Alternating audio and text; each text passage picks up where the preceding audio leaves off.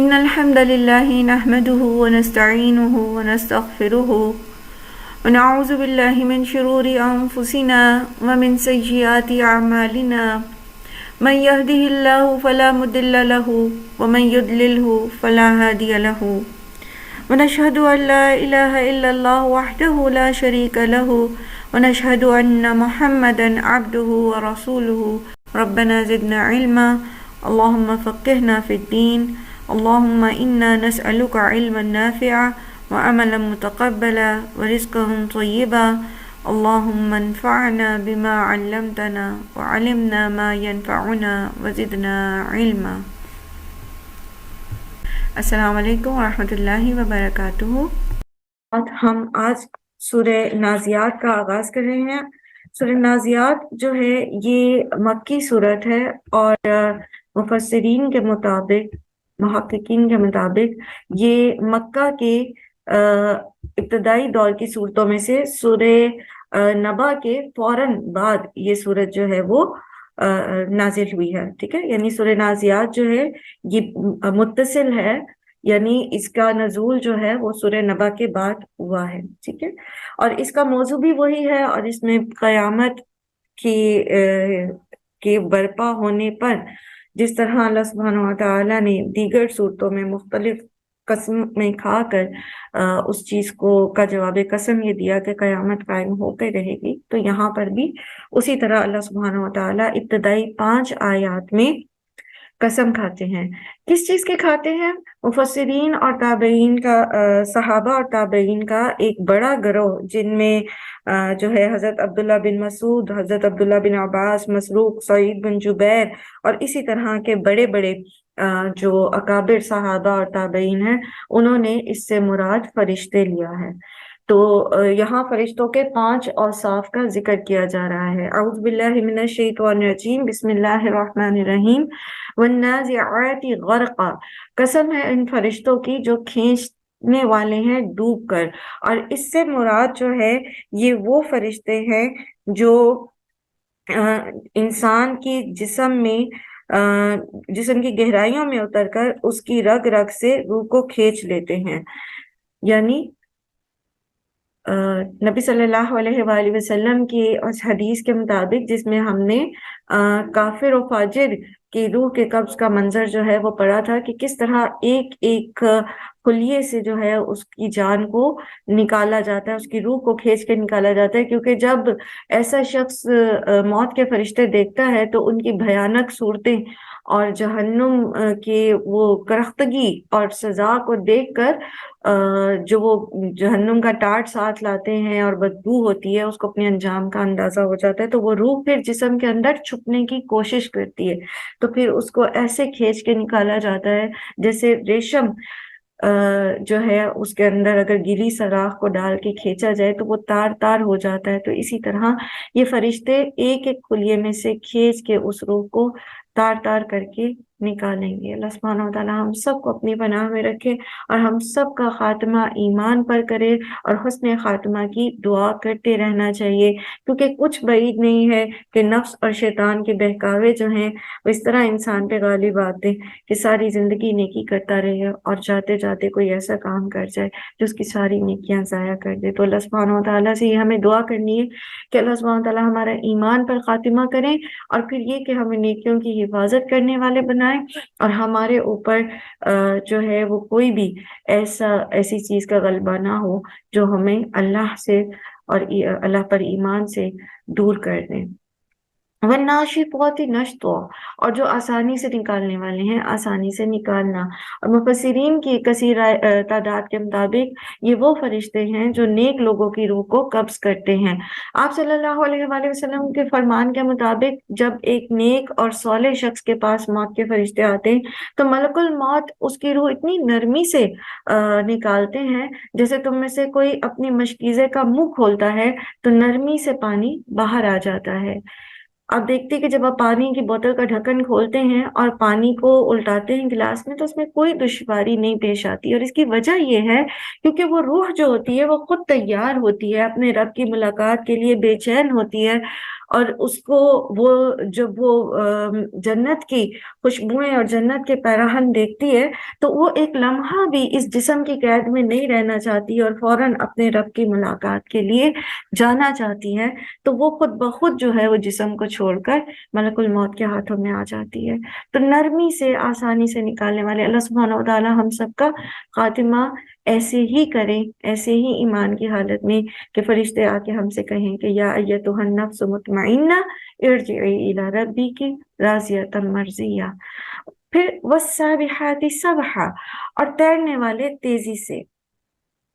فرشتے جو ہیں ان کی جو موومنٹ ہے، جو ان کا چلنا ہے، آسمان سے زمین پر آنا، زمین میں اپنے وہ کام کرنا جو اللہ سبحانہ و تعالیٰ نے ان پہ ذمہ داری لگائی ہے، تو یہ بیسیکلی ایسے ہے جیسے یہ تیرتے ہیں تیزی سے، جو ہے جس طرح ایک چیز فلوٹ کرتی ہے پانی میں نرمی سے اور تیزی سے، اسی طرح یہ فرشتے بھی ہوا میں ادھر سے ادھر تیرتے پھرتے ہیں۔ ان کا چلنا جو ہے وہ بالکل غیر محسوس طریقے سے ہوتا ہے، اور اس میں ایک خاص تیزی ہوتی ہے، کیونکہ ہم پیچھے بھی بارہا پڑھ چکے ہیں نا کہ کیسے زمین اور آسمان کے بیچ میں ان کی موومنٹ جاری رہتی ہے، اور یہ کس طرح دعائیں لے کر اوپر چڑھتے ہیں، کس طرح یہ اعمال لے کے چڑھتے ہیں، کس طرح پھر یہ نیک لوگوں کی روحیں لے کر اوپر چڑھتے ہیں۔ تو یہ ان کی ایک صرف یہاں پر بیان کی گئی ہے، ان کی جو نقل و حرکت ہے اس کے لیے کہ ان کا چلنا کیسا ہے۔ فالسابقات سبقا، پھر جو سبقت کرنے والے ہیں، سبقت کرنا۔ اور فرشتوں کی جو صفت ہے وہ سب سے بڑی یہ ہے کہ اللہ کا حکم پاتے ہی یہ اس کی تعمیل کے لیے فوری تیار ہو جاتے ہیں اور ایک دوسرے سے سبقت لے جانا چاہتے ہیں۔ فرشتوں کی یہ صفت ہے، اور بندہ مومن جو ہے وہ فرشتوں سے بڑا مرتبہ رکھتا ہے۔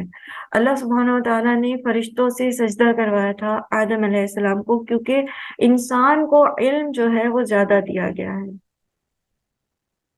علم کی بدولت انسان کا رتبہ فرشتے سے زیادہ ہے، تو وہ بندہ مومن جو ہوتا ہے اس کے پاس قرآن کا علم ہوتا ہے۔ پھر اس کی کیفیت کیا ہونی چاہیے؟ جب اس کے سامنے اللہ کا حکم آ جائے تو پھر اس کی کیفیت کیسی ہونی چاہیے؟ نیکی کے لیے بتائیے، نیکی کے لیے اس کی کیفیت کیسی ہونی چاہیے؟ ایک جملے میں جلدی سے بتا دیجیے، اپنا مائک آن کیجیے۔ سمعنا و اطعنا ہونی چاہیے۔ سمعنا و اطعنا میں کیسی کیفیت ہونی چاہیے؟ السابقون السابقون والی، ٹھیک ہے؟ یہ السابقون السابقون آپ نے مومنوں کی صرف پڑھی تھی نا سورہ واقعہ میں، تو یہ فرشتوں کی کیا صفت ہے؟ فالسابقات سبقا۔ تو جو مرتبہ آگے سبقت لے جانے والوں کا ہوتا ہے وہ کبھی بھی پیچھے بیٹھ رہے لوگوں کا نہیں ہوتا۔ غزوہ تبوک کے جہاں واقعات سورہ توبہ میں آپ نے پڑھے، وہاں پر آپ نے اللہ سبحانہ و تعالیٰ کا کہ وہ ان لوگوں کے لیے جو پیچھے بیٹھ رہے تھے، تو ایک آیت کا مفہوم ہے نا کہ جو لوگ جہاد پہ چلے گئے، جنہوں نے اللہ کی راہ میں جانیں قربان کی، مال لگایا، وہ لوگ جو پیچھے بیٹھے رہے وہ درجات میں برابر نہیں ہو سکتے۔ تو یاد رکھیے، سمعنا تو ہے، اطاعنا تو ہے، لیکن اطاعنا میں بھی سابقون السابقون کے جو مرتبے ہیں وہ اصحاب الیمین کے نہیں ہوتے۔ اور کبھی بھی نیکی میں منیمم لیول کے اوپر راضی ہو کے نہ بیٹھ جائیں، کیونکہ جب ہم نیکی میں کم از کم پہ راضی ہو جاتے ہیں تو پھر ایمان میں ہماری جو بڑھوتری ہے، جو ایمان کے اندر ہمارے ایمان کا بڑھنا ہے وہ رک جاتا ہے۔ ہم نے پڑھا ہے نا کہ ایمان اور نیکی یعنی عمل صالح یہ راست تناسب میں ہوتے ہیں، ڈائریکٹ پرپورشن میں ہوتے ہیں۔ تو یہاں پر فرشتوں کی صرف بیان کی گئی ہے، اور فرشتوں سے ہم بہت کچھ سیکھتے ہیں، جیسے ہم نے سورہ صافات میں صف بنانے کی صرف سیکھی، پھر اسی طرح ہم نے فرشتوں کی صفوں کی کیفیت سیکھی، پھر اسی طرح ہم نے اللہ کی راہ میں کام کرنے کا جو جذبہ ہے وہ فرشتوں سے سیکھا، اللہ کی فرما برداری بھی سیکھی۔ تو بندہ مومن سیکھتا ہے، بندہ مومن ہر ایک سے سیکھتا ہے، وہ تو چھوٹی چھوٹی چیونٹیوں سے بھی سیکھتا ہے، وہ تو کھجور کے درخت سے بھی سیکھتا ہے، پرندوں سے سیکھتا ہے، تو پھر یہ تو فرشتے ہیں، پھر ہمیں ہمارا عمل کیسا ہونا چاہیے؟ کیسا ہونا چاہیے؟ نیکی میں سبقت لے جانے۔ اس کی میں آپ کو ایک مثال سے سمجھاتی ہوں۔ جب آپ ایک کلاس روم میں ہوتے ہیں اور ٹیچر آپ کو کوئی ایک کام کہتی ہیں تو یا کوئی ایک پریزنٹیشن دینے کو کہتی ہیں، تو سب سے زیادہ نمبر کس کو ملیں گے؟ جو سب سے پہلے کھڑا ہو جائے گا۔ بہت سارے لوگ ایسے ہوں گے جو دینا چاہتے ہوں گے لیکن ہاتھ کھڑا کرنے میں پیچھے رہ جائیں گے، جھجکتے رہیں گے، سوچ میں پڑے رہیں گے، لیکن وہ جو فوراً ہاتھ کھڑا کر دیں گے وہ فوراً آگے آ جائیں گے اور وہ پریزنٹ کر دیں گے۔ اب ہو سکتا ہے کہ ان کی پریزنٹیشن میں کوئی تھوڑی بہت کمی رہ جائے، لیکن جو پہلے آنے والا ہوتا ہے وہ زیادہ پا لیتا ہے۔ اس کی مثال اس ایک روایت میں بھی ہمیں ملتی ہے نا کہ نبی صلی اللہ علیہ وآلہ وسلم نے کسی غزوہ کے بارے میں ذکر کیا کہ اس میں شامل ہونے والے لوگ جو ہیں ان کے لیے جنت ہے، تو ایک صحابیہ قریب ہی بیٹھی نہیں تو انہوں نے کہا میرے لیے دعا کیجیے کہ میں اس میں شامل ہوں۔ آپ صلی اللہ علیہ وآلہ وسلم نے ان کے لیے دعا کر دی۔ پھر ایک اور شخص نے کہا میرے لیے بھی دعا کریں، تو آپ نے کہا کہ سبقت لے جانے والے سبقت لے گئے۔ یہ مفہوم ہے حدیث کا، یعنی جس نے پہلے کہہ دیا وہ درجہ اس کو مل گیا، تو جس نے پہلے دعا کے لیے کہہ دیا تھا اس کو وہ پھر شامل بھی ہوئی اور اس غزوہ میں، اور راستے میں وہ اونٹنی سے گر کے ان کی شہادت ہوئی تھی اور اللہ تعالیٰ نے ان کے لیے بڑے اجر محفوظ کر لیے۔ سبحان اللہ۔ کبھی بھی نیکی کرتے ہوئے سوچ میں نہ کریں۔ اب جیسے مثال کے طور پر مختلف ٹاسک دیے جاتے ہیں لوگوں کو، جیسے آپ اپنی کلاس کی مثال لے لیجیے، آپ میں سے کچھ لوگوں کو مختلف کام دیے جاتے ہیں، ان میں سے کچھ سوچ میں پڑ جاتے ہیں اور کچھ فوراً کہہ دیتے ہیں کہ ہم کر لیں گے۔ آپ یقین کیجئے اللہ کی راہ کا یہ کام ایسا ہے کہ آپ جب اللہ پر بھروسہ کرتے ہوئے جوڑ جمع کیے بغیر، پلس مائنس کیے بغیر کہہ دیتے ہیں نا کہ میں یہ کروں گا، انشاءاللہ میں یہ کروں گی، تو اللہ تعالیٰ آپ کے لیے خود بخود اس کے اندر آسانیاں پیدا کر دیتے ہیں۔ میں نے اپنی زندگی میں یہی سیکھا ہے کہ اس راہ میں جب جب میں نے اپنے اندر یہ جذبہ پایا کہ کسی نے مجھے کوئی ذمہ داری دی دین کے کام کی، یا میں نے خود کوشش کی اور میں نے کہا یہ میں کروں گی، تو اللہ تعالیٰ نے اپنے پاس سے ایسے ایسے اسباب بنائے کہ وہ دروازے میرے لیے کھلتے چلے گئے۔ حالانکہ اگر میں خود کوشش کرتی، مطلب میں خود کرنے والی ہوتی، تو مجھ سے وہ نہ ہوتا، لیکن اللہ سبحانہ و تعالیٰ نے آسانیاں پیدا کر دی۔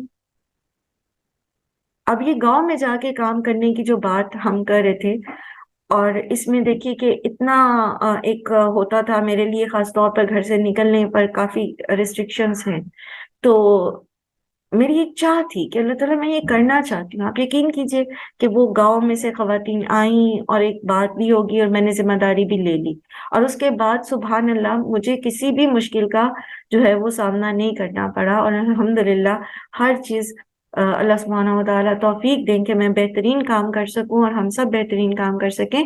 تو وہاں پر جو ہے وہ تمام سہولتیں بھی میسر آ گئیں، بہترین مددگار بھی مل گئے، جو مجھے پتا بھی نہیں تھا کہ ایسا ممکن ہو بھی سکتا ہے۔ تو کوشش، ڈرے نہیں اس راہ میں قدم رکھتے ہوئے۔ یہ تو وہ راہ ہے نا، اللہ کی یہ وہ راہ ہے کہ آپ اس میں قدم رکھیں گے، آزمائے جائیں گے، لیکن اللہ تعالیٰ آپ کو اکیلے نہیں چھوڑیں گے، وہ آپ کے ساتھ رہیں گے۔ تو نیکیوں میں سبقت کرنے والا بننا ہے ہم نے انشاءاللہ۔ فالمدبرات امرا، پھر وہ تدبیر کرنے والے ہیں کسی کام کی، یعنی جس طرح اللہ سبحانہ و تعالیٰ ان کو حکم دیتے ہیں کام کرنے کا، تو وہ سارا جو نظم و نسق اللہ سبحانہ و تعالیٰ نے ان کے ذمہ رکھا ہے چلانے کے لیے، تو وہ اس کو پھر پراپر پلاننگ کے ساتھ کرتے ہیں۔ ایک اور بہت خوبصورت، بہت زبردست حکمت فرشتوں کی اس صفت میں ہمیں سمجھ آتی ہے، اور سبحان اللہ، اللہ ہی یہ حکمت سکھانے والے ہیں فرشتوں کو بھی، اور خود اللہ سبحانہ و تعالیٰ کی بھی یہی سنت ہے، ٹو پلان کر کے کام کرنا۔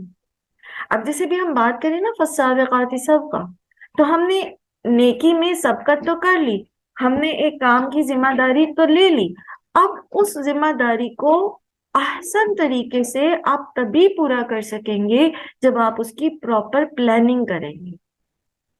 ठीक है, जब आप उसको प्रॉपरली प्लान करके चलेंगे। मिसाल के तौर पर इसी को हम ले लेते हैं, जो हम गांव में अपनी बहनों को जो है वो उनके साथ अपना इल्म बांटना चाहते हैं, उन तक बात पहुंचानी चाहते हैं। तो एक तो आपने नियत कर लिया, आपने इरादा कर लिया, अब उसको कितने दिनों में करना है, उसमें क्या क्या काम करने हैं, और किस तरह वहां जाके ग्रुप्स बनाकर काम करना है, वहां पर किस तरह अपने लिए मददगार पैदा करने हैं ताकि ये सिलसिला आगे भी चलता रहे। रमजान में क्या करना है, रमजान से पहले क्या करना है, आपके पास रिटर्न सारी प्लानिंग होनी चाहिए। मंथली, वीकली, ईयरली तो आप करेंगे इंशाल्लाह, लेकिन अभी जैसे हम रमजान की बात करें तो monthly, then weekly, then daily, और फिर आवर बाय आवर, ये सारी प्लानिंग आपके पास होगी तो आप बेहतरीन तरीके से काम कर सकेंगे। और फिर तदबीर में ये चीज भी आती है कि आप अमूर की तफवीज करें। तफवीज अमूर का मतलब होता है कि एक फर्द वाहिद जो है वो सारा काम नहीं कर सकता। अगर वो, उसके अंदर एबिलिटी है, उसके पास इल्म है हर एक काम करने का, तब भी वो उसको प्रॉपरली मैनेज नहीं कर सकता।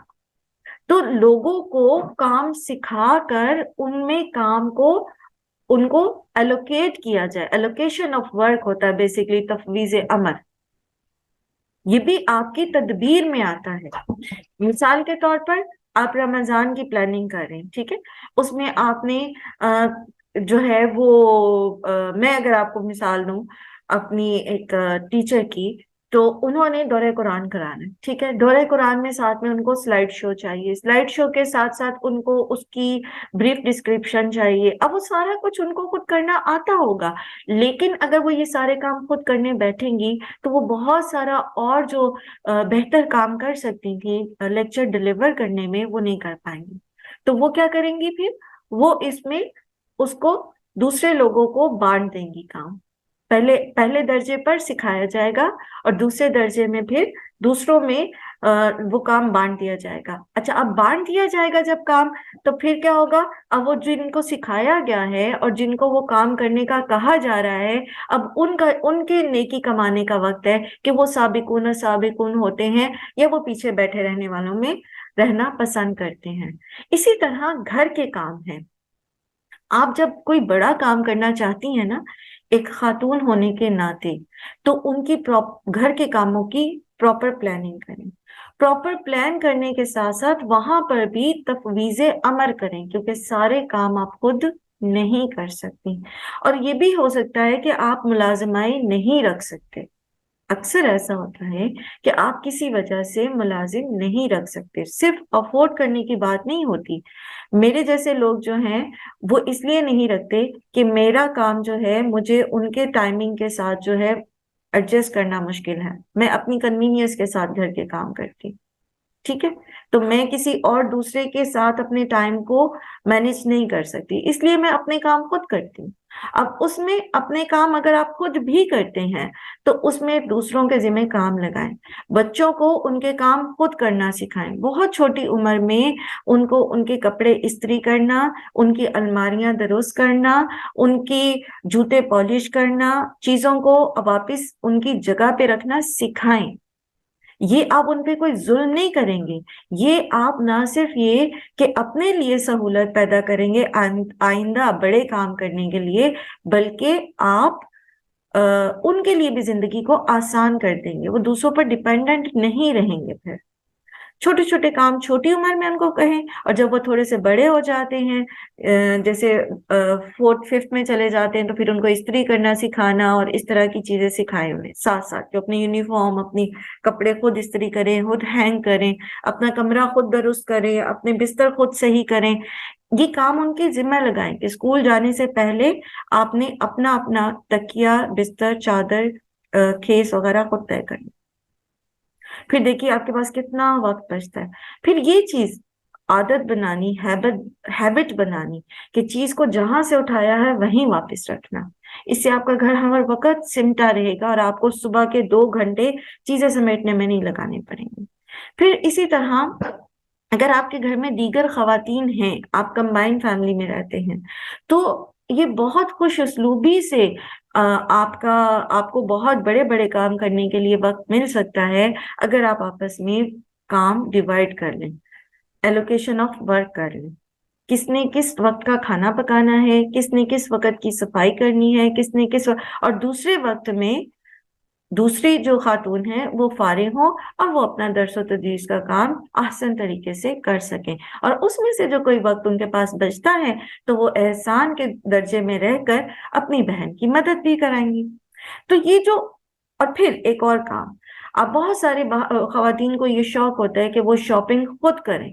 میں آپ کو اپنی زندگی کے تجربے سے یہ بتاتی ہوں کہ اگر آپ باہر کے کام مردوں کے ذمہ رہنے دیں تو آپ کی زندگی میں اتنا سکون آ جائے گا اور آپ کے پاس اتنا وقت ہوگا کہ آپ بہترین کام کر سکیں گے۔ اگر آپ کے گھر میں مرد بیٹے ہیں، بڑے شوہر ہیں یا سسر ہیں اور وہ کر سکتے ہیں، تو گروسری کا کام آپ ان کو دے دیں، چیزوں کی لسٹ بنائیں، ان کے حوالے کریں اور وہ آپ کو لا کے دے دیں۔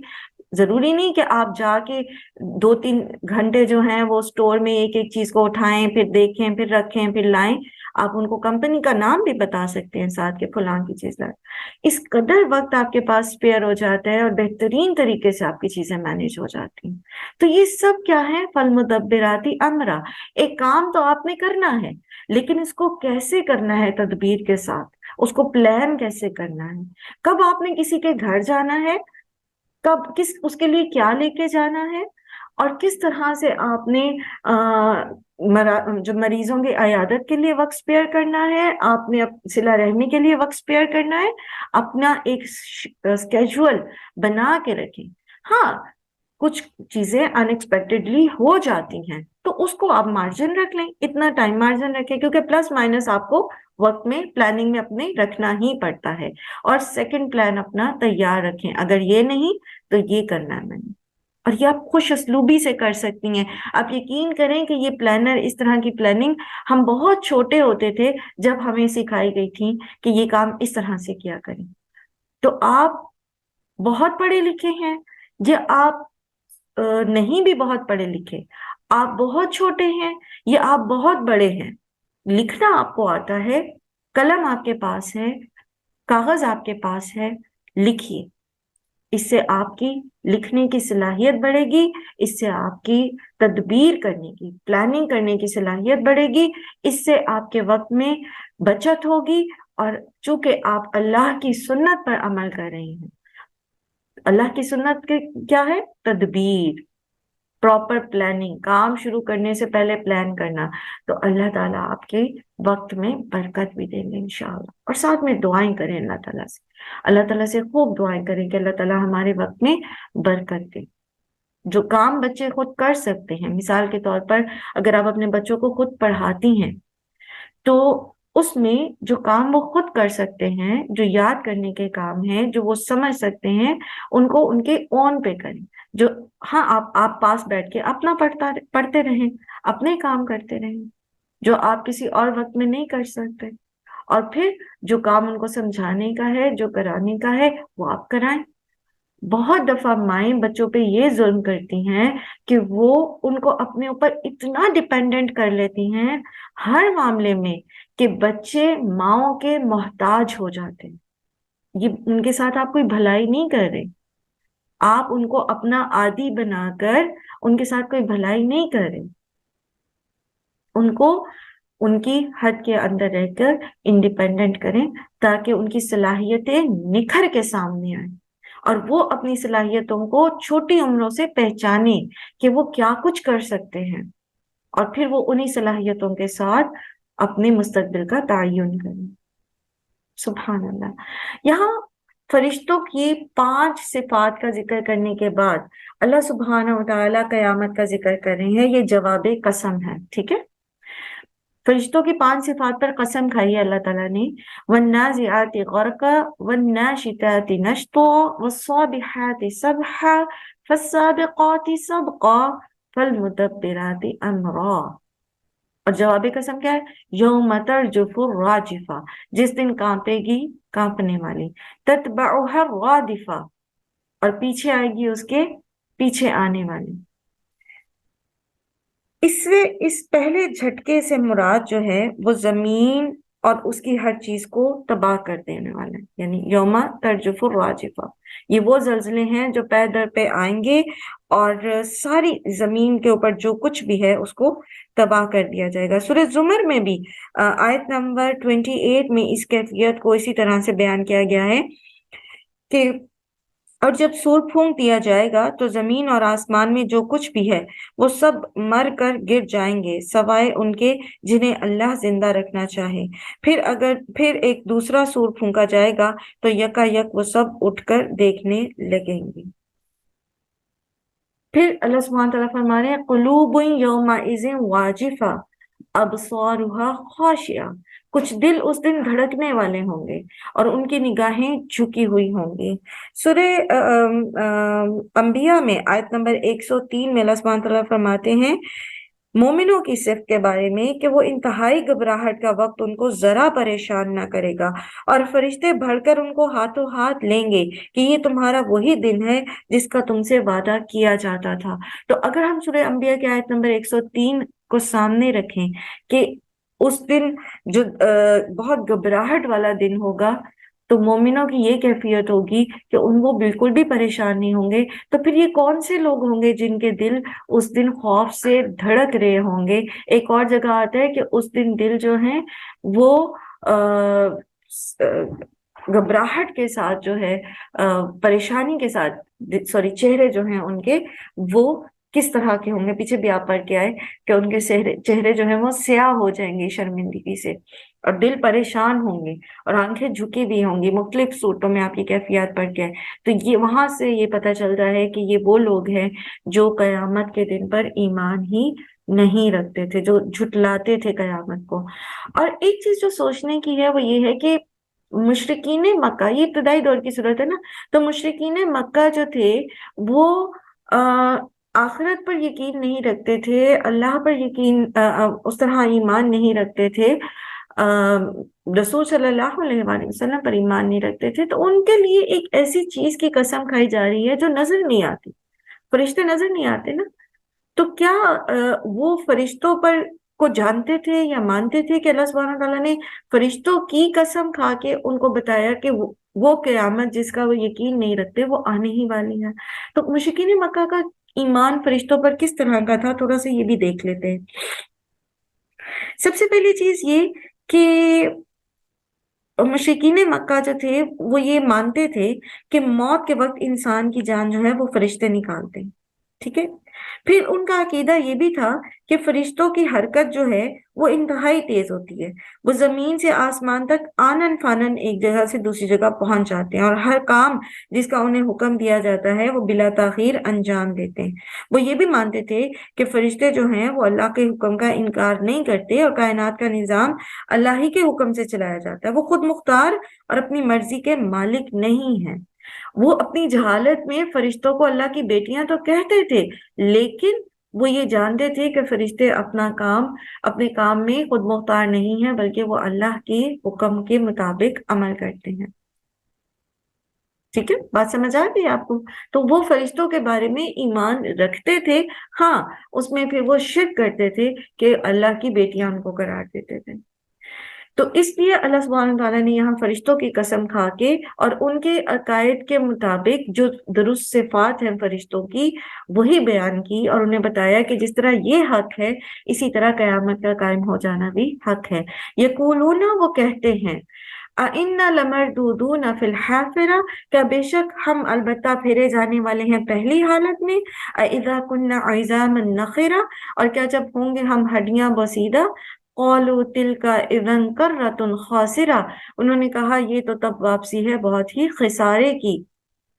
गोया वो मजाक उड़ाते थे इस बात का कि हम जब हड्डियां हड्डियां हो जाएंगे तो दोबारा हमें इसी तरह भला चंगा हट्टा कट्टा जो है वो उठा दिया जाएगा, दोबारा से जिंदा कर दिया जाएगा। और फिर तमस्खुर के तौर पे कहते थे कि तब तो फिर बड़े ही खसारे की वापसी होगी, यानी جس طرح وہ زقوم کا ذکر آیا تھا نا قرآن میں، تو ابو جہل اور دیگر جو سردار تھے جو قریش کے، انہوں نے کیسے مذاق اڑایا تھا کہ ابھی ابھی یہ مکھن اور روٹی اور نعمتیں جو ان کے آگے پڑی ہوتی تھی کھا لو، پھر بعد میں تو تمہیں زقوم جیسی چیزیں ملیں گی کھانے کے لیے، تمسخر اڑانے کے لیے، مذاق اڑانے کے لیے۔ یہاں بھی یہ کہنا کہ تب تو پھر بڑی خسارے کی واپسی ہوگی، یعنی پھر تو ہمیں بڑی مار پڑنے والی ہے، ہم تو مانتے نہیں ہیں اس دن کو، تو یہ سراسر ان کا مذاق اڑانے والا رویہ تھا۔ اللہ سبحانہ تعالیٰ فرماتے ہیں فَإِنَّمَا هِيَ زَجْرَةٌ وَاحِدَةٌ فَإِذَا هُمْ بِالسَّاحِرَةِ، تو بے شک وہ ایک ڈانٹ ہوگی ایک ہی، تو اچانک وہ میدان میں ہوں گے۔ یہ نفخہ سور ہے جو دوسرا پھونکا جائے گا، تو یہ سب اپنی قبروں سے نکل آئیں گے اور پھر یہاں پر جو ہے ایک میدان میں جمع ہو جائیں گے، اور یہ میدان کون سا ہے؟ حشر کا میدان۔ اور ایک روایت سے ہمیں پتہ چلتا ہے کہ حشر جو ہے وہ اسی زمین کے اوپر، ارتھ کے اوپر ہی جو ہے وہ میدان جو ہے وہ ہوگا حشر کا۔ اور نبی صلی اللہ علیہ وآلہ وسلم نے فرمایا کہ اس زمین کو اللہ سبحانہ تعالیٰ کے حکم سے پھیلا دیا جائے گا، ہر اونچ نیچ اس کے اوپر جو ہے وہ جیسے پہاڑ ہیں، سمندر وغیرہ ہیں، وہ قیامت کے اس زلزلے میں، اس قیامت کی اس گھڑی میں سب ختم ہو جائیں گے، اور پھر اس کو ایک سیدھی سفید روٹی کی طرح پھیلا دیا جائے گا، اور تمام اول و آخر جو جن و انس ہیں اس کو اس کے اوپر جمع کیا جائے گا۔ اور اس کے لیے اللہ سبحانہ تعالیٰ کو کوئی بہت لمبی چوڑی اس کی ضرورت نہیں ہے، ایک جو ہے جس طرح ایک انسان کو زندہ کرنا ہے نا، اسی طرح تمام اول و آخر انسانوں کو زندہ کر دینا ہے، یہ اتنا ہی اللہ تعالیٰ کے لیے آسان ہے۔ اور صرف ایک ڈانٹ ہوگی، ایک سور پھونکا جائے گا، اور سب کے سب جو ہیں وہ اپنی قبروں سے نکل کر وہاں پر جمع ہو جائیں گے۔ حل عطا کا حدیث موسیٰ، اب اس قیامت کے اس سارے ہولناک منظر کو بیان کرنے کے بعد موسیٰ علیہ السلام کا جو ذکر کیا جا رہا ہے، اس کی وجہ یہ ہے کہ مشرکین مکہ کو خبردار کیا جائے کہ رسالت سے ٹکرانے اور رسول کے بھیجنے والے اللہ کا مقابلہ جو ہے وہ یہ نہیں کر سکتے، اور اس کا انجام کیا ہوگا؟ وہی جو فرعون کا ہوا تھا۔ اور اللہ سبحانہ تعالیٰ نے موسیٰ علیہ السلام اور فرعون کا ذکر جو ہے وہ قرآن کریم میں سب سے زیادہ کیا ہے، انبیاء میں سے سب سے زیادہ موسیٰ علیہ السلام کا ذکر آیا ہے۔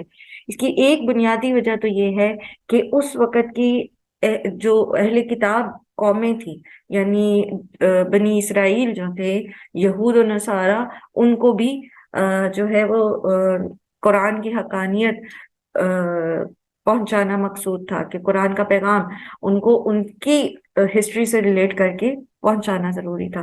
دوسرا یہ کہ امت مسلمہ چونکہ پہلے بنی اسرائیل کے پاس قیادت تھی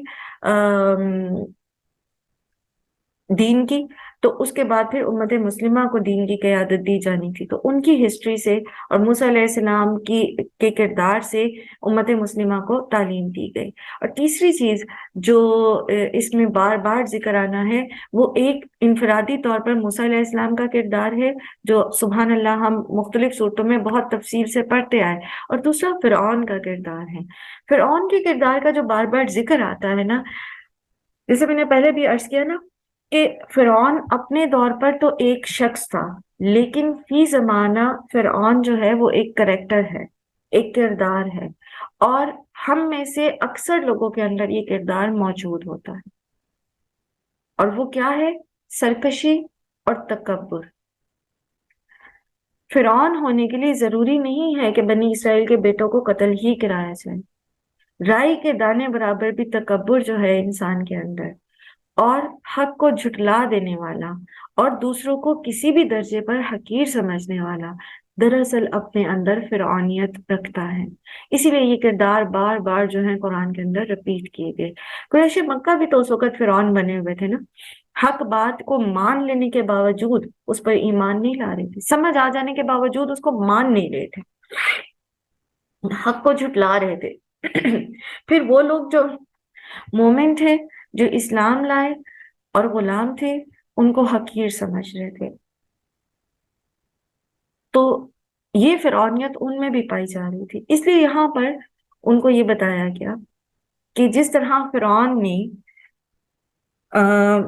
خلق کے حقوق میں بھی اور خالق کے حقوق میں بھی، خلق کے حقوق میں بھی اور خالق کے حقوق میں بھی سرکشی کی ہے، تو اس طرح کی سرکشی جو ہے وہ یہ قریش مکہ بھی کر رہے ہیں، تو ان کو اس کے انجام سے سبق لینا چاہیے۔ اللہ سبحانہ تعالیٰ فرماتے ہیں حل اتاک حدیث موسیٰ، کیا آئی آپ کے پاس خبر موسیٰ کی؟ اچھا میں آپ سے پوچھتی ہوں، کیا آئی ہے آپ کے پاس خبر موسیٰ کی؟ آپ میں سے کوئی ہینڈ ریز کرے گا، میں ان سے سوال کروں گی۔ نہیں ماں۔ اب مجھے بتائیے کہ کیا آپ نے حضرت موسیٰ کا قصہ بارہا پورے قرآن میں پڑھا ہے؟ آپ نے اس قصے سے کیا سیکھا؟ ایک جملے میں بتائیے گا۔ جی میم، اس سے ہم نے یہ سیکھا ہے کہ جو علم ہے وہ ہم نے بار بار آگے پہنچانا ہے۔ موسیٰ علیہ السلام کے قصے سے نعیمہ کہتی ہیں انہوں نے یہ سیکھا کہ جو علم اللہ نے دیا ہے، اگر میں اس کو تھوڑا سا موسیٰ علیہ السلام کے قصے کے مطابق آپ کے سامنے رکھوں تو آپ کے سامنے کیسی ہی فرعونی قوتیں ہوں، آپ نے حق بات کو آگے پہنچا کے رہنا ہے۔ جی کوئی اور؟ اور یہ بھی کہ تکبر تکبر بھی ہو درمیان ختم کرنا ہے after سدرا بات کر رہی ہیں پہلے، ابھی باقی لوگ مائک میوٹ رکھیں۔ جی سدرا۔ جی دوسری بات یہ کہ تکبر سے اپنے آپ کو بچانا ہے، اور اس کا فرعون کے تکبر کو اگر ہم دیکھیں تو کتنا جاہ و جلال، حشمت، ہر کچھ اس کے پاس تھا، لیکن اس کا تکبر اس کو آخر میں لے ڈوبا، تو وہ اس کے کانسیکوینسز بھی ہمیں اس واقعے میں ملتے ہیں۔ اور ایک اور پوائنٹ بھی جو ذہن میں آتا ہے وہ یہ کہ خود موسیٰ علیہ السلام کی پرورش اسی ماحول میں، اسی جگہ ہوئی، اور یہ چیز ہم کبھی نہ سوچیں کہ ہم اگر اس پوائنٹ کو بھی لینا کہ اللہ پاک جو ہے وہ راہیں کھولتا ہے، کوئی کتنی سخت حالات، مشکلات والی جگہ بھی ہو، ہم مبلغ یا تبلیغ کا کام کر سکتے ہیں، کیونکہ فرعون نے کتنی سخت حالات حضرت موسیٰ علیہ السلام کے لیے پیدا کر دیے تھے، بٹ انہوں نے اللہ کے حکم سے کیا۔ ہاں جی، آپ دیکھیں کہ موسیٰ علیہ السلام کے قتل کا جو ہے وہ فرمان جاری ہو چکا تھا، شاہی فرمان کہ موسیٰ کو قتل کر دیا جائے گا، تو پھر بھی وہ اللہ سبحانہ و تعالیٰ کے حکم سے اسی فرعون کے دربار میں جا کے کھڑے ہوئے، اللہ پر بھروسہ کرتے ہوئے۔ ہاں اپنے رب سے انہوں نے ضرور اس خوف کا اظہار کیا تھا، تو ہم بھی کریں۔ جو چیز ہمیں ڈراتی ہے، جو چیز ہمیں پریشان کرتی ہے، جو چیز ہمیں عمل سے روک رہی ہے، ہم اپنے رب سے بات کریں، اللہ سے بات کریں۔ اللہ تعالیٰ مجھے یہ چیز پریشان کر رہی ہے، مجھے فلانے کا ڈر ہے، وہ مجھ سے ایسے بہیو کرے گا، وہ مجھ سے ایسے آپ میرے لیے آسانی پیدا کر دیں۔ تو اللہ تعالیٰ، آپ یاد رکھیے کہ موسیٰ علیہ السلام، جب وہ یاد ہے آپ کو آیت ہم نے پڑھی تھی، فرعون کہتا ہے چھوڑ دو مجھے، میں موسیٰ کو قتل کر دوں، سورہ مومن میں۔ تو وہ نہیں کر پایا قتل، حالانکہ اس کو کون روک سکتا تھا؟ اس کے اپنے ہی سرداروں میں سے کسی نے کہا کہ وہ جادوگروں کا مقابلہ اس سے کرواتے، ورنہ وہ تبھی قتل کر دیتا۔ لیکن اللہ تعالیٰ نے کیا کہا تھا سورہ طٰہٰ میں، آپ نے پڑھا نا کہ تم دونوں جاؤ، ہم تمہارے ساتھ ہیں، ہم تمہیں دیکھ رہے ہیں، تمہیں سن رہے ہیں، تم دونوں کے ساتھ ہیں۔ سبحان اللہ۔ تو رب سے باتیں کریں، اپنے خوف، اپنی کمیوں کی، اپنی جو ہمارے اندر کمزوریاں ہیں، بجائے اس کے کہ ہم نیکی کی طرف قدم ہی نہ اٹھائیں، اس خوف سے حق کا ساتھ ہی نہ دیں، اللہ سے مدد مانگیں، اللہ تعالیٰ سے استقامت مانگیں۔ جی امینہ۔ جی السلام علیکم ورحمۃ اللہ وبرکاتہ۔ حضرت موسیٰ کے قصے سے ایک میں نے جو چیز سیکھی ہے تدبیر، کہ اللہ کی تدبیر کے آگے جو انسان کا اپنے جو بڑی بڑی پلاننگ ہوتی ہیں وہ کسی کام کی نہیں۔ جیسے فرعون نے تدبیر کیا کی تھی کہ بنی اسرائیل کے تمام بچوں کو قتل کرنا شروع کر دیا تھا، لیکن اللہ کی قدرت، اللہ کی طاقت کہ اللہ نے اسی فرعون کے دربار میں، فرعون کے محل میں حضرت موسیٰ کو پروان چڑھایا۔ تو انسان جتنی مرضی تدبیریں کر لے، الٹیمیٹلی جو اللہ کی تدبیر ہے اس کے آگے انسان کچھ بھی نہیں کر سکتا۔ جتنی بھی اور لوگ دوسرا حق جو کو روکنے حضرت کی کوشش کرتے ہیں نا، اللہ سبحانہ تعالیٰ سورہ آل عمران میں فرماتے ہیں نا، جب حضرت عیسیٰ کو سولی چڑھانا تھا انہوں نے، تو اللہ تعالیٰ فرماتے ہیں وَمَكَرُوا وَمَكَرَ اللَّهُ وَإِنَّ اللَّهَ خَيْرُ الْمَاكِرِينَ۔ انہوں نے پلاننگ کی، اپنی طرف سے بڑی پرفیکٹ پلاننگ کی تھی عیسیٰ علیہ السلام کو کے قتل کی، لیکن اللہ نے بھی ایک پلان کیا، اور اللہ سبحانہ تعالیٰ نے عیسیٰ علیہ السلام کو زندہ آسمان پر اٹھا لیا، اور اللہ ہی بہترین تدبیر کرنے والا ہے۔ کبھی مت ڈرا کریں، ہاں مدد ضرور مانگیں اللہ سے، یہ مت سوچے کہ میں یہ کر لوں گا، میں کچھ بھی نہیں کر سکتا، سوائے اس کے کہ اللہ کی مدد شامل ہو. جی امینا، ایک اور بات آپ شیئر کرنا چاہیں گی؟ امینا کا دوسرا پوائنٹ ہاں جی جی جی جی.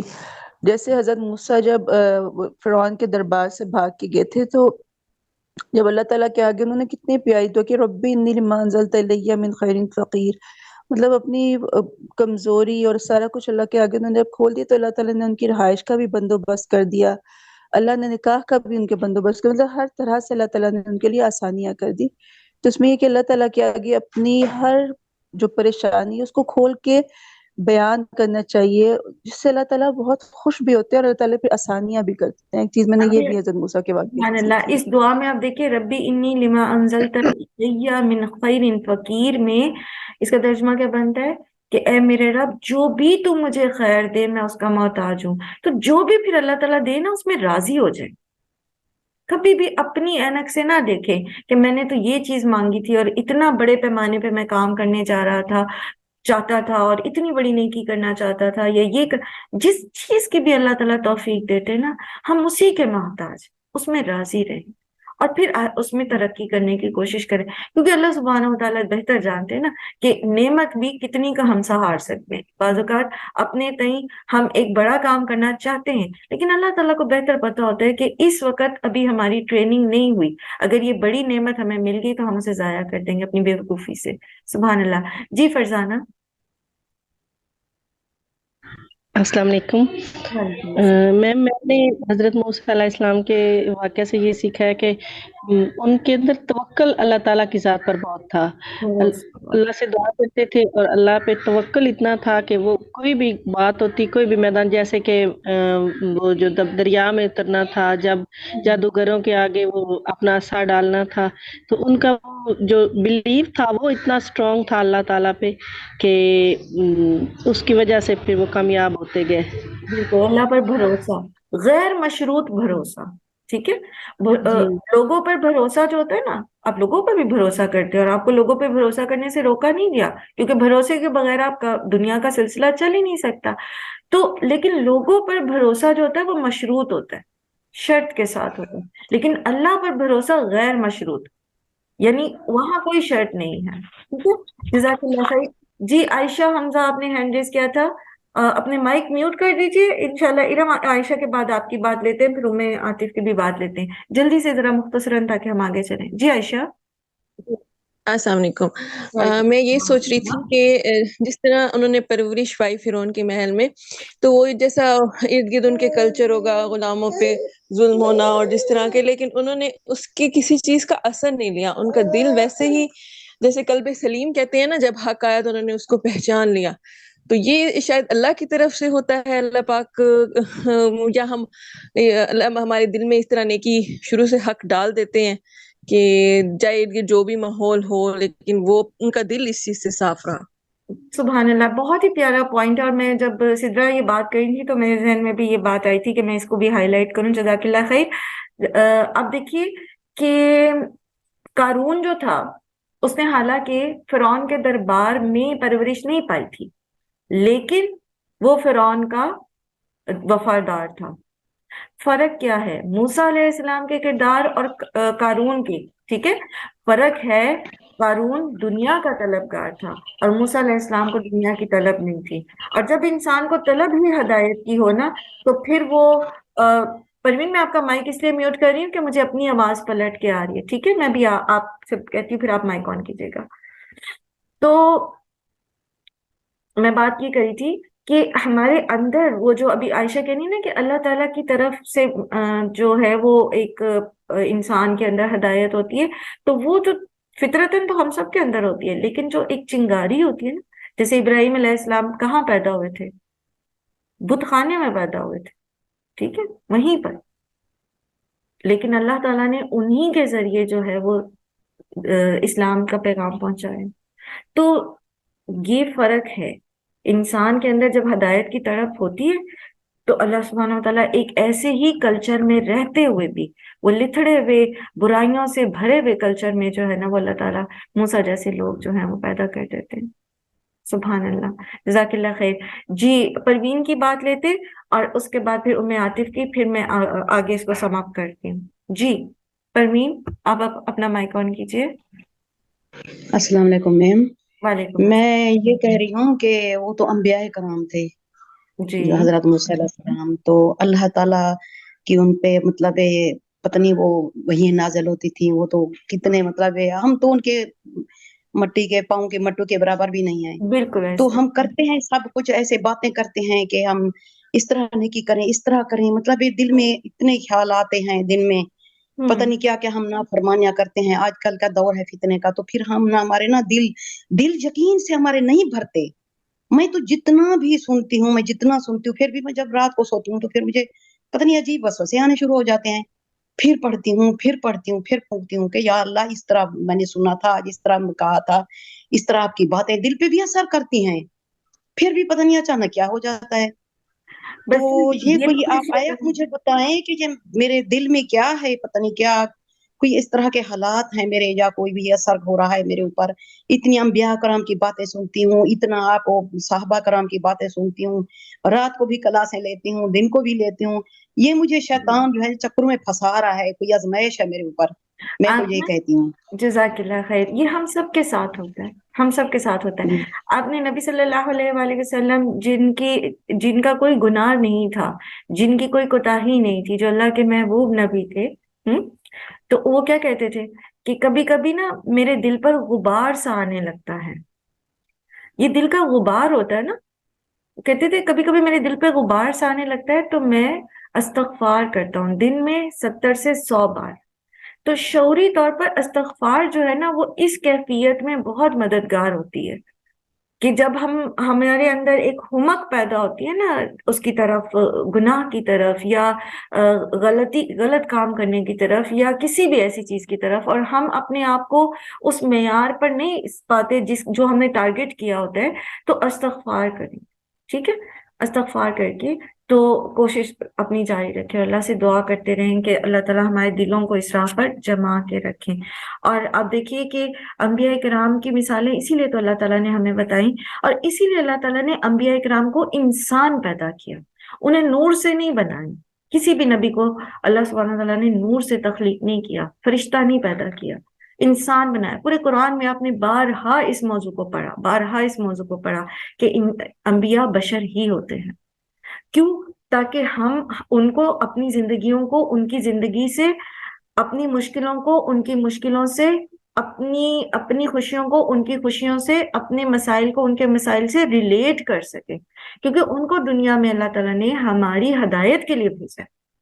अगर अल्लाह ताला किसी और मखलूक को नबी बना के भेजते तो हम तो अपने वो झाड़ के पल्ला तो फारिग होते कि भाई ये तो फरिश्ते हैं और ये तो इनके अंदर तो ये हिस्से नहीं थी, तो ये इनके लिए मुश्किल नहीं है इन बुराइयों से बचना। तो हम तो इंसान है, हम तो खुदा के पुतले हैं, तो हम तो फिर इसमें से नहीं बच सकते। ठीक है, तो इसीलिए अल्लाह ताला ने इनकी मिसालें हमें दी। दूसरा ये कि गलतियां हो जाती हैं, गुनाह हो जाते हैं। अल्लाह सुब्हानहू तआला ने कहीं ये नहीं कहा कि मोमिन से गुनाह नहीं होता, मोमिन मोमिन गलती नहीं करता, बल्कि गुनाह कबीरा तक सरजर्द हो जाते हैं। लेकिन मोमिन अपने गुनाह को पहचान जाता है, वो फौरन वापस पलट जाता है। कल्बे सलीम जो होता है वो कल्बे मुनीब भी होता है, बार बार अल्लाह की तरफ रुजू करने वाला।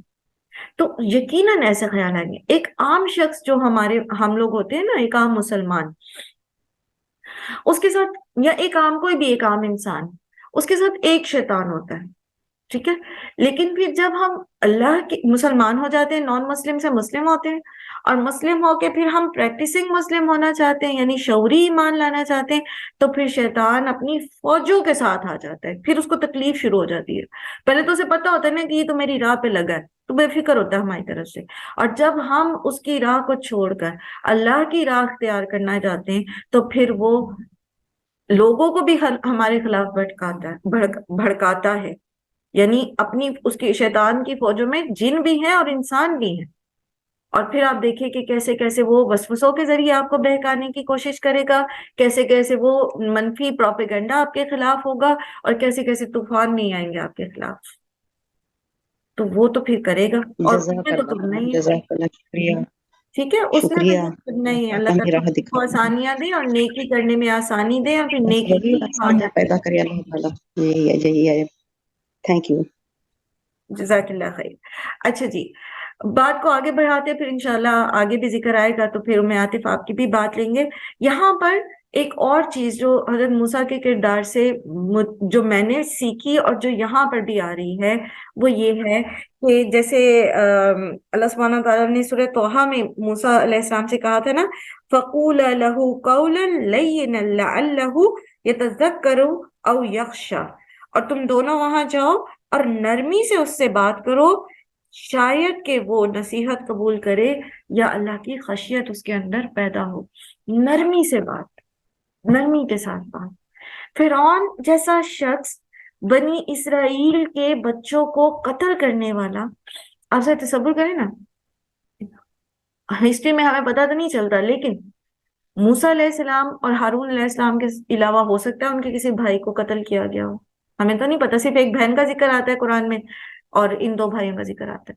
باقی اس فیملی میں ہو سکتا ہے کتنے ان کے چچیرے بھائی ہوں گے، چچا زاد بھائی، خالہ کے بچے، فلاں کے بچے، فلاں کے بچے، پھر قوم کے بچے، کتنے لوگوں، کتنے بچوں کو سلوٹر کیا گیا. ٹھیک ہے، ذبیحو کا ذکر آتا ہے، ذبیحو، ذبح یذبحو، تکلیف دے دے کے قتل کرنا. اس شخص کے بارے میں کہا جا رہا ہے کہ جا کے نرمی سے بات کر. یہ جو نرمی ہے نا، یہ اللہ سبحانہ تعالی کو بھی بہت پسند ہے. نبی صلی اللہ علیہ وآلہ وسلم نے فرمایا، ایک حدیث میں آتا ہے، میں وہ حدیث آپ کو پڑھ کے سناتی ہوں، نرمی کے بارے میں ہے کہ حضرت عائشہ سے روایت ہے کہ رسول صلی اللہ علیہ وآلہ وسلم نے فرمایا کہ اللہ خود مہربان ہے اور نرمی اور مہربانی کرنا اس کو محبوب بھی ہے، اور نرمی پر وہ اتنا دیتا ہے جتنا کہ درستی پر نہیں دیتا، اور جتنا کہ نرمی کے سوا کسی چیز پر بھی نہیں دیتا. یہ مسلم کی روایت ہے، صحیح مسلم کی. اور اسی طرح اللہ کے رسول صلی اللہ علیہ وآلہ وسلم نے فرمایا جس چیز میں نرمی ہوتی ہے وہ اس کو خوبصورت بنا دیتی ہے. گفتار میں نرمی، کردار میں نرمی، ہو ہلکا ہے یاراں تو بریشم کی طرح نرم. نرمی پیدا کریں اپنے اندر. کسی وقت کسی نے مجھے کہا تھا کہ جب آپ پڑھا رہی ہوتی ہیں نا تو ایسا لگتا ہے جیسے آپ ڈانٹ رہی ہیں، کیونکہ مجھے طویل عمر ہو گئی ہے پڑھاتے ہوئے، تو کالج یونیورسٹی میں بھی، سوری یونیورسٹی میں نہیں، کالج میں کے لیول پر اور اسی طرح اسکول کے لیول پر بھی پڑھا ہے. تو مجھے کسی نے کہا تھا ایسے لگتا ہے جیسے آپ ڈانٹ رہی ہیں. تو بات کا اثر ہونے کے کی بجائے آپ کا لہجہ جو ہے نا اس سے لوگ آپ سے دور ہو جائیں. اس چیز نے مجھے بہت سکھایا. اور آپ یقین کریں اب جب بات ہوتی ہے تو حتی الامکان کوشش یہی ہوتی ہے کہ الفاظ کا چناؤ ایسا نہ ہو کہ سننے والے کو لگے کہ میں تو اپنے آپ کو کوئی بہت ہی توپ چیز یا نیک سمجھ رہی ہوں اور سننے والے کو میں کہہ رہی ہوں کہ تمہیں نہیں سمجھ آ رہی اور تمہیں نہیں پتا چل رہا. اسی طرح لہجے میں نرمی، اور آپ سب کا شاید اس میں رائے یہی ہو کہ جتنے نرمی سے سمجھانے سے اثر ہوتا ہے اتنا ڈانٹ کے نہیں ہوتا. ایک مرتبہ میں نے آپ کو اپنے بچے کی بات بھی بتائی تھی کہ اس نے کیا کہا تھا کہ جب آپ ڈانٹ رہی ہوتی ہیں تو ہمیں کچھ سمجھ نہیں آتا سوائے اس کے کہ ہمیں یہ پتا ہوتا ہے کہ امی ڈانٹ رہی ہیں، ہمیں آپ کی کوئی نصیحت سمجھ نہیں آتی اس وقت. اور اسی طرح ایک دفعہ مجھے یاد ہے کہ یہ جو سختی ہے نا انسان کی لہجے کی اور رویے کی، یہ آپ کے جتنے الفاظ سخت ہوتے ہیں یا جتنا آپ کا لہجہ سخت ہوتا ہے نا اتنی ہی کرختگی آپ کے چہرے پہ بھی ہوتی ہے. اور اس سے سننے والے میں بجائے اس کے کہ وہ آپ کی بات سنے اور نصیحت قبول کرے اور اللہ کی خشیت اس کے دل میں پیدا ہو، اس کے دل میں ایک خوف پیدا ہوتا ہے جو آپ کے اور اس کے بیچ میں کوئی پلیزنٹ کیفیت نہیں لے کر آتا، کوئی خوشگوار تعلق نہیں قائم کرتا، بلکہ ایک بیزاری اور منفی جذبہ پیدا ہوتا ہے. آپ کبھی دیکھیے گا، جو میرے ساتھ ایسے اتفاق ہوا تھا بہت سال پہلے کی بات ہے، جب بیٹا میرا جو تھا بڑا والا، وہ سبق یاد نہیں کر رہا تھا قرآن کا، تو میں اس کو ڈانٹ رہی تھی، تو اس کی بیگ پر، میرے بیٹے کی بیگ پر ڈریسنگ ٹیبل کا شیشہ تھا. ابھی میں اس کو ڈانٹ رہی تھی اور میری نظر خود اپنے چہرے پہ پڑی، تو یقین کیجئے وہ میرا چہرہ نہیں لگ رہا تھا. وہ جو عام میں چہرہ ڈریسنگ ٹیبل میں دیکھا کرتی تھی شیشے میں، وہ چہرہ نہیں لگ رہا تھا. وہ ایک عجیب خوفناک اور ہیبت ناک سی شکل مجھے نظر آئی اس وقت، اور مجھے خود اپنے چہرے سے خوف محسوس ہوا کہ اس طرح کی شکل میرا بچہ دیکھ رہا ہے تو اس کو میری بات کیا خاک سمجھ آنی؟ اس کو تو ایک ناپسندیدگی کی کیفیت آ جائے گی. یہی کرختگی جہنم کے دروغہ اور جو جہنم کے وہ فرشتے ہوں گے نا، ان کے چہروں پر ہوگی. سختی، کرختگی، جو ان کی شکلوں کو بھیانک بنا دے گی. تو جب آپ سمجھا رہے ہوتے ہیں، بتا رہے ہوتے ہیں، دین کی کوئی بات سمجھا رہے ہوتے ہیں، یا ویسے ہی کوئی معروف سمجھا رہے ہیں، کوئی اچھی بات سمجھا رہے ہیں، کوئی گھر کی بات بتا رہے ہیں، کچھ بھی بچوں کو سکھا رہے ہیں، تو نرمی پیدا کریں. فرعون جیسے شخص کے سامنے موسیٰ علیہ السلام کو اللہ تعالیٰ کہہ رہے ہیں کہ نرمی سے بات کرنا، شاید کہ وہ نصیحت قبول کر لیں. تو یہ تو پھر ہمارے بہن بھائی ہیں، انہوں نے تو کوئی ہمارے قتل نہیں کیے، کوئی ہمارے اوپر کوئی ظلم نہیں کیے، یہ تو ہماری اپنی اولادیں ہیں، ہمارے اپنے پیارے ہیں. ان کے ساتھ اگر ہم اس طرح کے الفاظ استعمال کریں یا اس طرح کے لہجے استعمال کریں تو کتنی زیادتی کی بات ہے. اور پھر ہم کہیں کہ جی ان پہ اثر ہی نہیں ہو رہا. تو اثر کیسے ہوگا جب ہم ایک مثبت چیز کو ایک منفی چیز کے ذریعے پہنچانے کی کوشش کر رہے ہیں. اللہ سبحانہ وتعالیٰ فرماتے ہیں اذ ناداہ ربہ بالواد المقدس طویٰ، جب پکارا اسے اس کے رب نے مقدس وادی طویٰ میں. اس کے بارے میں دو رائے ہیں. ایک تو یہ کہ یہ وادی کا نام ہے، وادی طویٰ، جہاں میں کوہ طور موجود تھا. دوسرا کہ اس وادی میں جس میں جو کہ 2 مرتبہ مقدس کی گئی. ٹھیک ہے، 2 مرتبہ کا، ایک مرتبہ جب انہیں نبوت دی گئی اور ایک دفعہ جب انہیں تورات دی گئی وہاں بلا کر. ٹھیک ہے، تو دونوں معنی اس کے ہیں. اذهب الى فرعون انه طغى، تم جاؤ فرعون کی طرف، بے شک وہ سرکش ہو گیا ہے. فقل هل لك، تو جا کے کہو اس کو،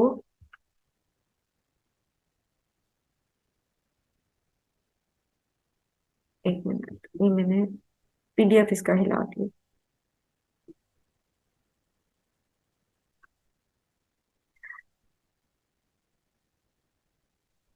سوری. فَقُلْ هَلْ لَكَ إِلَىٰ أَن تَزَكَّىٰ، تو کہو کیا ہے تجھے خواہش اس بات کی کہ تو پاک ہو جائے، کیا تو یہ چاہتا ہے کہ تو پاک ہو جائے. وَأَهْدِيَكَ، اور میں تیری رہنمائی کروں، إِلَىٰ رَبِّكَ، تیرے رب کی طرف، فَتَخْشَىٰ، تو ڈرے اس سے. اس میں ہو کا تو ضمیر نہیں استعمال ہوئی، لیکن بیسیکلی یہاں خشیت الہی ہی کی طرف اشارہ ہے. اور یہی اسلام کی تبلیغ کا موضوع ہے. کیا؟ لوگوں کو اللہ کا تعارف کرانا، اللہ کی خشیت ان کے دل میں پیدا کرنا، ان کا تزکیہ کرنا، تزکیہ میں ان کی مدد کرنا. اہدیہ کا سے مراد کیا ہے؟ رہنمائی کرنا. اور یہاں پر تعاونوا الی البر والتقوی بھی آ جائے گا. ٹھیک ہے، تو لوگوں کو کہ دل میں اپنا خوف یا اپنی محبت پیدا کرنے کے بجائے لوگوں کو اللہ کا تعارف کرانا، لوگوں کے دل میں اللہ کی خشیت اور اللہ کی محبت پیدا کرنا، اور اس میں پھر اس کے ذریعے ان کا تزکیہ کرنے میں ان کی مدد کرنا. ہم نہیں کسی کا تزکیہ کر سکتے، وہ خود ہی کریں گے، لیکن ان کی رہنمائی کرنا کہ کیسے قرآن کی آیات جو ہیں ہمارا تزکیہ نفس کرتی ہیں. فَأَرَاهُ الْآيَةَ الْكُبْرَىٰ، تو دکھائی اس نے انہیں بہت بڑی نشانی. اسے کون سی بڑی نشانی دکھائی تھی فرعون کو؟ جو 2 عصا اور ید بیضا کا ذکر ہے. فَكَذَّبَ وَعَصَىٰ، اور یہاں پر فرعون کا رویہ جو قریش مکہ کا بھی تھا اس کو اللہ سبحانہ تعالیٰ نے یہاں ہائی لائٹ کیا، اور وہ کیا ہے کہ اس نے جھٹلا دیا اور نافرمانی کی. ثُمَّ أَدْبَرَ يَسْعَىٰ، پھر وہ پلٹا اور کوشش کرتے ہوئے. فحشر فنادا، تو پھر اس نے اکٹھا کیا اور اس نے پکارا. اب آپ اس کو ذرا قریش مکہ کے رویے سے ذرا اس سے ریلیٹ کر کے دیکھیں کہ اسی طرح وہ لوگ بھی کر رہے تھے نا. جب انہیں بتایا گیا انہوں نے جھٹلا دیا، جب ان سے کہا گیا یہ بات مانو انہوں نے نافرمانی کی، اور پھر وہ दारे नदवा में इकट्ठे हो जाते थे, दारुल नदवा में, और वहां पर इकट्ठे होके वो प्लॉटिंग करते थे, नबी सल्लल्लाहु अलैहि वसल्लम के खिलाफ चालें चलते थे।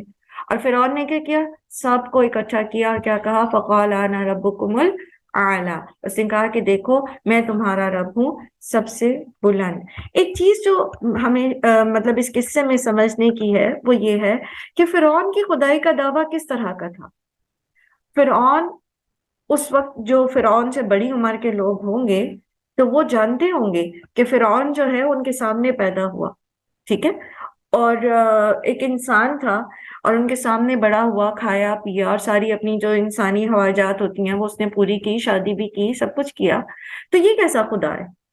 असल में फिरौन का जो खुदाई का दावा था ना, वो जितने भी ऐसे बादशाहों ने खुदाई के दावे किए उनके पीछे जो कॉन्सेप्ट था वो ये था कि वो अपने देवता का मजहर है। यानी ये सूरज की पूजा करते थे ना, फिरौन का जो इलाका है, ये जो इसमें सूरज और इससे करीबी एक और इलाका था मिस्र से मलहका ही, वहां पर चांद की भी पूजा होती थी, इसी तरह सितारों की पूजा होती थी। तो ये सूरज की पूजा करती थी एक और। तो ये बादशाह जो थे, ये फिरौन जो थे, ये अपने आप को उस देवता का अवतार इंसानी शक्ल में कहा करते थे, एक चीज। दूसरी चीज ये कि ये खुदाई का दावा इसलिए था ताकि लोगों को अपनी रियाया नहीं बल्कि अपनी मखलूक बना लें और उनके ऊपर जैसा चाहे जुल्म कर सके और लोग इसके सामने आवाज भी बुलंद ना कर सके, क्योंकि वो इसको खुदा समझते थे, खुदा का अवतार समझते थे। आज हम खुदाई का दावा तो नहीं करते, लेकिन गैर महसूस तरीके से हम खुदा की जगह अपने आप को रिप्लेस कर देते हैं।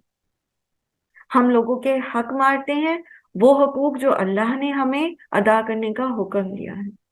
हम लोगों पर जुल्म करते हैं जबकि अल्लाह ने जुल्म हम पर हराम कर दिया है।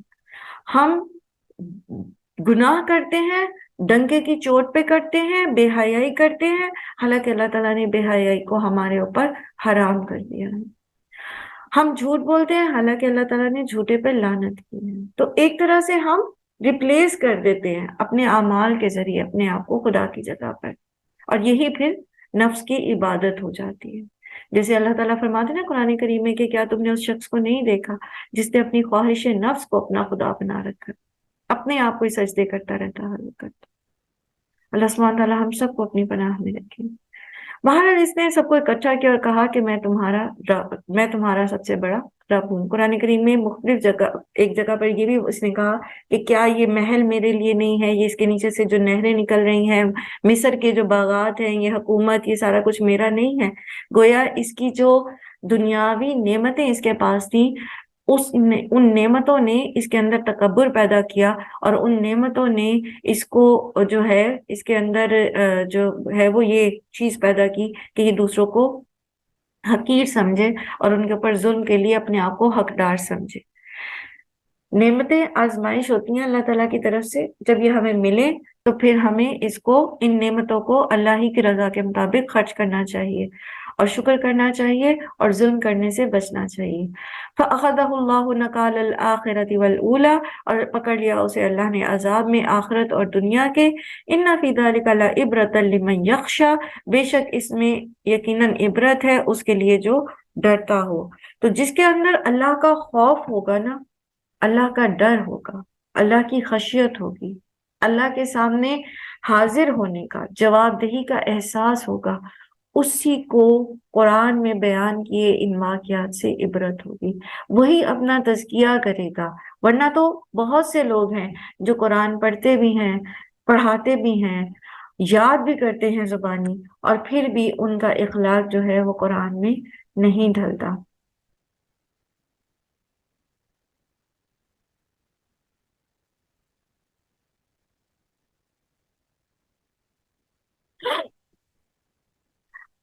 अच्छा, इन्होंने क्वेश्चन ये किया है कि जन्नत में जाने का सबसे आसान तरीका क्या है।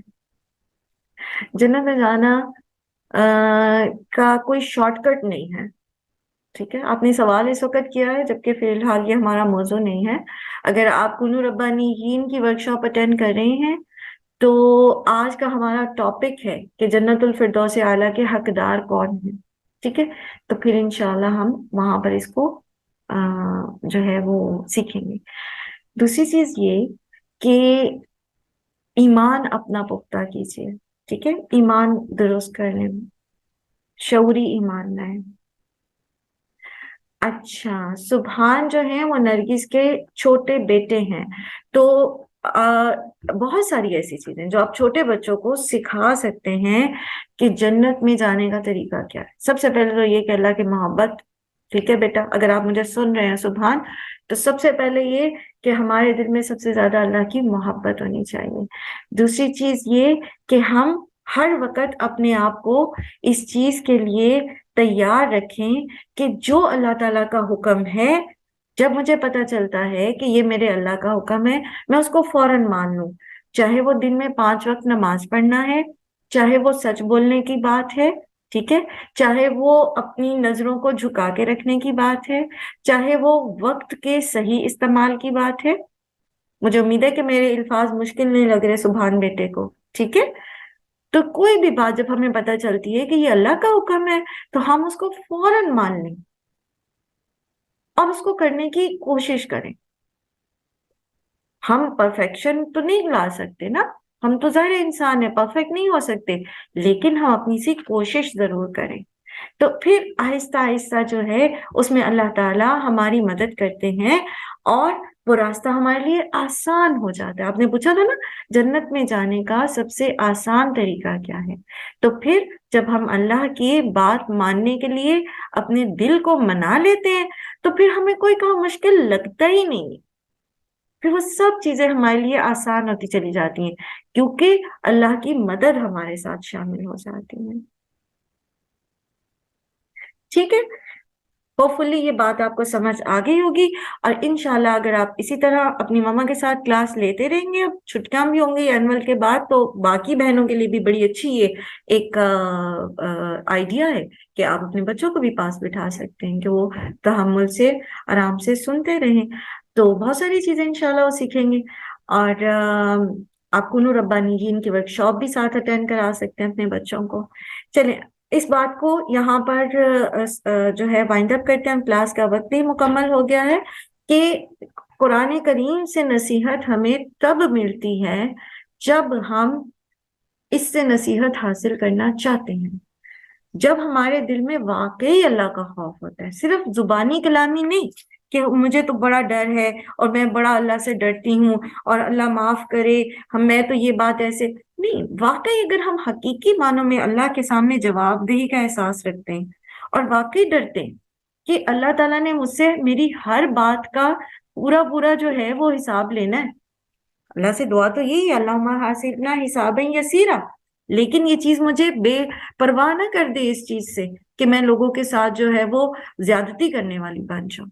تو اگر واقعی ہمارے دل میں اللہ کا ڈر ہے تو یقیناً ہمیں پھر شوق ہوتا ہے کہ ہم سیکھیں کہ قرآن میں اللہ تعالیٰ نے ہمیں کس چیز کے کرنے کا حکم دیا اور کس چیز سے ہمیں روکا ہے، اور وہ ان لوگوں کے کیا اعمال تھے جن پر اللہ کا عذاب آیا اور مجھے وہ کام نہیں کرنے. ٹھیک ہے، انشاءاللہ العزیز ہم اللہ سے یہی دعا کرتے ہیں کہ اللہ تعالیٰ قرآن کے اس نور سے ہمارے سینوں کو منور کر دے اور ہمیں ویسا ہی بنا دے جیسا کہ اللہ سبحانہ و تعالیٰ کو پسند ہے، اور اللہ تعالیٰ ہمیں توفیق دے کہ ہم اپنے اعمال کو احسن طریقے سے ادا کرنے والے ہوں اور اپنی نیکیوں کی حفاظت کرنے والے ہوں. اللہ سبحانہ و تعالیٰ تمام مرحومین کی مغفرت فرمائے، ان کی قبروں کو کشادہ کریں، جنتوں کے باغ بنا دے. تمام وہ بہنیں جن کے والدین اس دنیا سے جا چکے ہیں، اللہ سبحانہ و تعالیٰ ہمارے والدین کی قبروں کو جنتوں کے باغ بنا دے، تحت نگاہ ان کو وسیع کر دیں. ہمارے بہن بھائیوں کی سب کی مغفرت فرمائے، اور جو زندہ ہے اللہ سبحانہ و تعالیٰ ہم سب کو ہدایت عطا فرمائے اور ہم سب کا خاتمہ بالایمان کرے. تمام مریضوں کو اللہ سبحانہ و تعالیٰ شفائے کاملہ و عاجلہ عطا فرمائے. جو لوگ بے اولاد ہیں اللہ سبحانہ و تعالیٰ ان کو نیک اور صالح اولاد نصیب فرمائے اور جن کی جو پریشانی ہے اللہ سبحانہ تعالیٰ ان کی حاجات کو پورا کرے. وآخر دعوانا الحمدللہ رب العالمین.